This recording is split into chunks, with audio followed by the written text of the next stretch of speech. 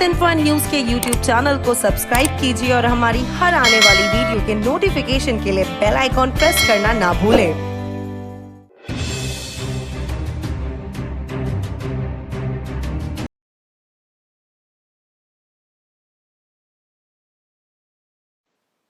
South Africa से एक खूंखार B.1.1.529 ऐसा म्यूटेशन उत्परिवर्तन आया है। भारत को क्या डरना चाहिए? बिल्कुल नहीं डरना चाहिए। लोग कहेंगे शाबाश, अभी आया नहीं, 2 हफ्ते नहीं हुए उसको आके, और आपने ये अनुमान लगा भी दिया कि भारत को डरने की जरूरी नहीं है। भाई साहब, वो कुछ 2 हफ्ता पहले नहीं आया है, उसको आके काफी महीने हो चुके हैं। होने अब अभी वर्ल्ड हेल्थ ऑर्गेनाइजेशन मिलके उसका नामकरण करने वाला है। सो जो बच्चे का अभी नामकरण अभी करने वाले हैं, उसका उगम तो उसको 9 महीने पहले ही हुआ होगा ना, काफी हफ्ते पहले हुआ है वो।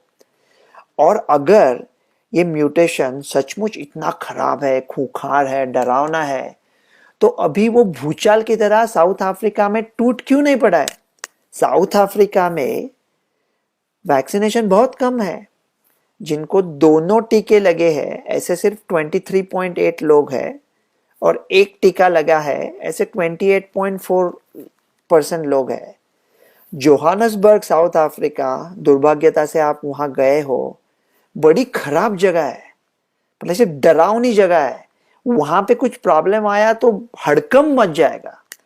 तो अगर ऐसे पॉकेट्स है साउथ अफ्रीका में, तो साउथ अफ्रीका में पिछले कुछ महीने से फैल क्यों नहीं रहा है? वो फैल इसलिए नहीं रहा है क्योंकि साउथ अफ्रीका में काफी नेचुरल इन्फेक्शन, नैसर्गिक इन्फेक्शन हुए थे, और वो नैसर्गिक इन्फेक्शन अभी साउथ अफ्रीका को बचा रहा है, इसलिए वो फैला नहीं है। तो ये जो नया क्या है ये म्यूटेशन, वो कहते हैं जो रिसेप्टर बाइंडिंग डोमेन और न्यूक्लियोकैप्सिड प्रोटीन, और न्यूक्लियोकैप्सिड प्रोटीन पे तो बोलते हैं 30 म्यूटेशन आए हैं, और रिसेप्टर बाइंडिंग प्रोटीन पे भी 10 आए हैं। लेकिन डेल्टा के रिसेप्टर बाइंडिंग प्रोटीन पे भी 2 ही म्यूटेशन आए थे, और बीटा के 3 आए थे।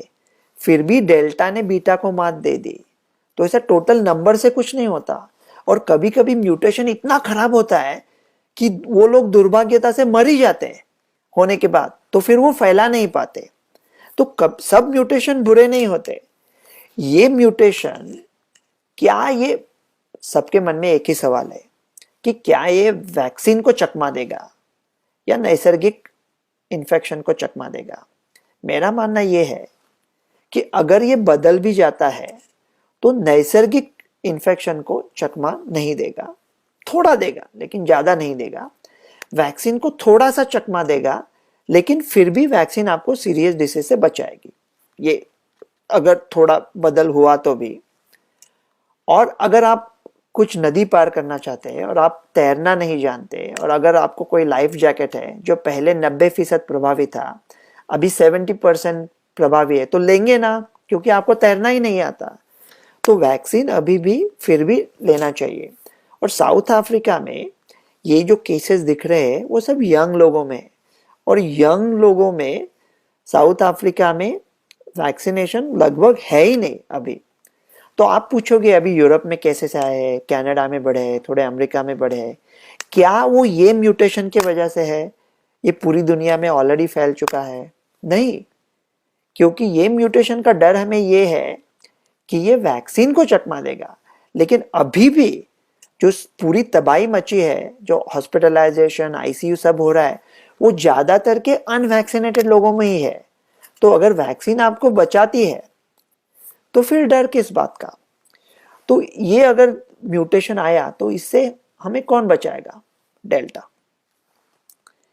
ये दोनों कोविड चोर है, आपके घर में घुसने वाला चोर है, और वो काफी तरह के चोर होते हैं। ये जो डेल्टा है वो आपका पॉकेट मारता है, वो मामूली पॉकेट मारता है, और ये जो नया म्यूटेशन है वो आपको पकड़ के आपका गला घोटता है।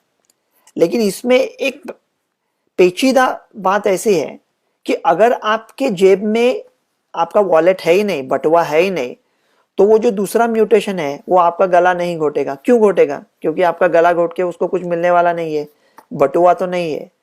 तो ये दोनों चोर, एक गला घोटने वाला और ये म्यूटेशन, और एक बटुआ लेने वाला डेल्टा, ये दौड़ रहे और डेल्टा हमेशा जीतेगा। डेल्टा पूरे दुनिया में जीतेगा। डेल्टा जहां उधम मचा चुका है वहां ये दूसरे म्यूटेशन का कुछ चलने वाला नहीं है। ये मेरा मानना है और यही सही निकलेगा, डरने की बात नहीं है। भारत में ऐसे काफी नेचुरल इन्फेक्शंस हो चुके हैं। पूरी दुनिया में जहां पे ज्यादा डेल्टा अभी पूरे दुनिया में डेल्टा ही डेल्टा है सब, और डेल्टा ही ये आपको म्यूटेशन से बचाएगा। नहीं तो अब तक ये म्यूटेशन पूरे दुनिया में उत्पात मचाया होता। अब तक दुनिया के कुछ देश ऐसे हैं जहां अभी ज्यादा नेचुरल इन्फेक्शन नहीं हुए थे, वहां प्रॉब्लम आएगा। ऑस्ट्रेलिया, न्यूजीलैंड, सिंगापुर में कुछ महीनों में प्रॉब्लम आएगा, लेकिन वैक्सीनेशन की वजह से वो लोग हॉस्पिटलाइजेशन से बच जाएंगे। सिर्फ एक ही कंट्री ट्रबल में आएगा, वो है चाइना, क्योंकि उनका जीरो कोविड का नॉनसेंस अभी चालू है, उनका तो प्रॉब्लम रहेगा। और मेरा तुच्छ सवाल एक ये था कि अगर कोई आदमी है अमेरिका में, कहाँ भी है, जिसने बेचारे ने 2 टीके लिए हैं, शायद बूस्टर की भी सोच रहा है, अभी इंडिया को जरूरी नहीं है, लेकिन उसने 2 टीके लिए हैं, वो किसी के साथ मिलता है ना, दोस्तों से मिलता है ना, किसी के गले लगता है, बेचारा घर में पड़ा रहता है, मास्क डालता है, हाथ धोता है।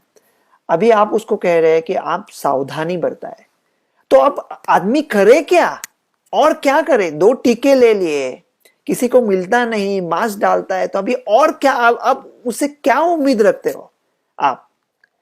तो मास्क के मैं खिलाफ कभी नहीं था, अभी भी नहीं हूं। मास्क का कैसा है ना, वैक्सीन एक बार लगा दी तो लगा दी। विश्वामित्र ऋषि ने जब तप किया था 1000 बरस, और एक बार मेनका को देख लिया तो प्रॉब्लम आया। सब साला 1000 साल किया वो गई भैंस पानी में। मास्क अगर आपने 1 साल अच्छी तरह से लगाया और 1 सेकंड के लिए नीचे किया, चाय पी रहे हैं हंसा मामी के साथ, हंसा मामी को हुआ है, आपको मिल गया प्रसाद, तो मास्क पहनना ही पड़ता है हमेशा। इसलिए मास्क अभी डालो, अच्छा है, सब ठीक है, लेकिन हमारी महत्वाकांक्षा ये नहीं होनी चाहिए कि जिंदगी भर मास्क पहनने हैं। और लोगों का भी ये जायज सवाल है ना कि अगर 2 साल हो गए, ये सारे कमेटी के लोग हैं, ये कुछ कर नहीं पा रहे, तो हकाल दो सबको, कुछ नया सोचो, कुछ नया करो। वही बात बार बार लोगों को क्या बोलते रह गए, आप सावधानी। अभी और क्या सावधानी बरते? अभी लोगों से आप क्या अपेक्षा रखते हो?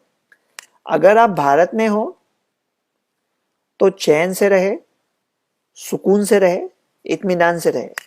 ये जो इतने लोगों को हो चुका है, अगर कोई नया आ भी गया तो हमारा ये जो प्रोटेक्शन था ये हमें यकीनन बचाएगा।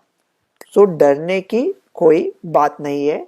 इस साउथ अफ्रीका म्यूटेशन का वगैरह आप अभी उसके बारे में सोचना ही छोड़ दो। हेल्थ इन्फो न्यूज के यूट्यूब चैनल को सब्सक्राइब कीजिए और हमारी हर आने वाली वीडियो के नोटिफिकेशन के लिए बेल आइकॉन प्रेस करना ना भूलें।